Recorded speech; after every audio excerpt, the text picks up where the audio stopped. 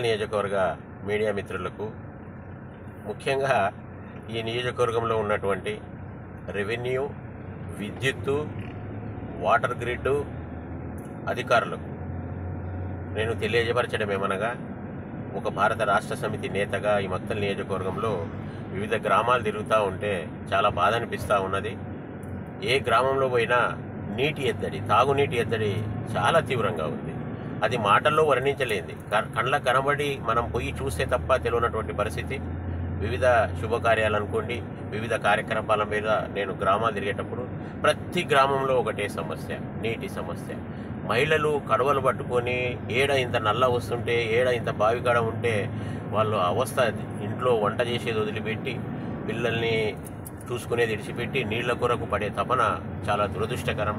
ఎప్పుడో మనమందరము రాజకీయాల్లో ఒక 20 ఏళ్ల క్రితం ఈ ప్రాబ్లం చూస్తుంటే, అసలు గత ప్రభుత్వంలో చేసిన వాటర్ గ్రిడ్ ఎక్కడ పోయింది?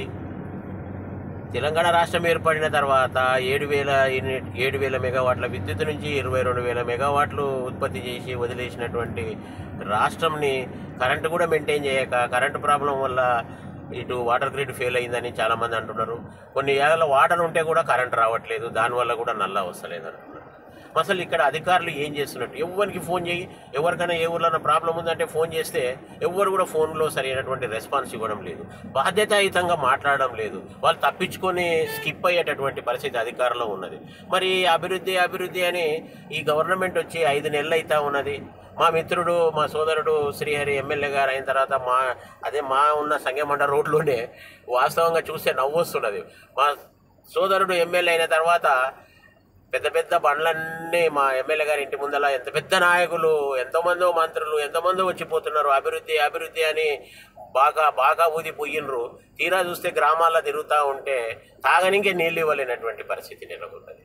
మా ఎమ్మెల్యే గారి హౌస్ ఫుల్, అవుట్పుట్ నీళ్ళు. తీరా ఇక్కడ చూస్తూ ఉంటే మరి వీళ్ళందరూ ఎందుకు వచ్చినట్లు? నాకు తెలిసి ఈ నియోజకవర్గంలో మా సోదరుడు శ్రీహరి గారు కూడా నేను విజ్ఞప్తి చేస్తూ ఉన్నా, ఒకసారి అధికారులు రివ్యూ పెట్టండి. 5 నెలలు అయింది, ఈ రోజు వరకు కూడా నేను ఎక్కడ చూడలేదు రివ్యూ పెట్టంగా. ఓ ప్రెస్ పరంగా చూడలేదు, ఒక మీడియా పరంగా చూడలేదు, ఎక్కడా చూడలేదు. అన్నీ మామూలు తిరుగుడు, మామూలు ఊకదంపుడు, ఉపన్యాసాలు ఇవ్వడం అనేది కాదు. ప్రత్యక్షంగా గ్రామాల్లో ఉండి ఈరోజు ప్రతి గ్రామంలో వాటర్ సమస్య ఎదుర్కొంటున్నారు, కరెంటు సమస్య ఎదుర్కొంటున్నారు. పంటలు కొన్ని ఎండిపోయినాయి. ఈరోజు ఇంకా కాలువలు కూడా ఇంకా కొన్ని రిపేర్ అయ్యేవి ఉంటాయి. వీటిపైన అన్ని శాఖల అధికారులతో రివ్యూ పెట్టమని నేను కోరుతా ఉన్నా. ఈ నియోజకవర్గంలో ప్రజలు చాలా బాధపడుతూ ఉన్నారు. ప్రత్యక్షంగా పోయి చూడండి, చూసి తెలుసుకుంటే కానీ ఇది అర్థం కాని సమస్య. ఇది రాజకీయంగా నేను విమర్శించడం లేదు, మన బీద ప్రజల పట్ల కొద్దిగా దృష్టి పెట్టాలి. ఈ నియోజకవర్గంలో ఇప్పుడు ఈ 5 నెలల కాలంలో నేను గమనించింది ఏంటంటే, అభివృద్ధి అనేటటువంటిది అక్కడక్కడ కొంత జరుగుతూ ఉన్నది. ఆ అభివృద్ధి ఏంటంటే చెరువుల ఒండు విషయంలో జరుగుతూ ఉన్నది, వాగుల ఉసుక విషయంలో జరుగుతూ ఉన్నది, కంకర్ల విషయంలో జరుగుతూ ఉన్నది. మన మక్తల్ నియోజకవర్గంలో చాలామంది బడా నాయకులంతా అధికార పార్టీలో చేరి కొత్త టిప్పర్లు, కొత్త జేసీబీలు నియోజకవర్గంలో కనబడతా ఉన్నాయి తప్ప, ఒకవేళ మళ్ళీ ఇదే అభివృద్ధి అనుకుంటే అది మీ ఇష్టం. కానీ వాస్తవంగా ఈ ప్రజలకు సేవ చేయాలనుకుంటే, ఈ ప్రజలకు నిజంగా మన మక్తల్ నియోజకవర్గంలో ఉన్న రైతులకు సేవ చేయాలనుకుంటే మొట్టమొదట బీద ప్రజానీకానికి కావలసినటువంటి మినిమం సదుపాయాలపైన దృష్టి పెట్టమని నేను మా సోదరుడు ఎమ్మెల్యే గౌరవనీయులు శ్రీహరి గారిని నేను కోరుతా ఉన్నా. ఇంకోటి, ఈ నియోజకవర్గంలో అధికారులంతా నిద్రపోతూ ఉన్నారు. అసలు వాళ్ళపైన ఒక రివ్యూ అనేది కూడా ఈ రోజు వరకు జరగలేదు.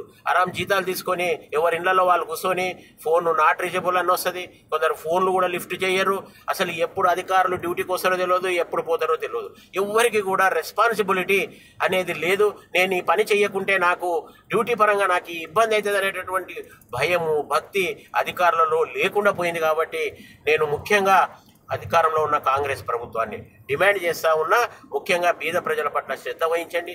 వాళ్లకు మినిమం కావాల్సిన తాగునీటి విషయంలో కానీ, ముఖ్యంగా రైతులకు సాగునీటి విషయంలో కానీ, కరెంటు విషయంలో ఈ 3 విషయాలపైన ప్రత్యేకమైనటువంటి దృష్టి పెట్టాల్సిందిగా నేను ఈ ప్రభుత్వాన్ని డిమాండ్ చేస్తూ ఉన్నాను.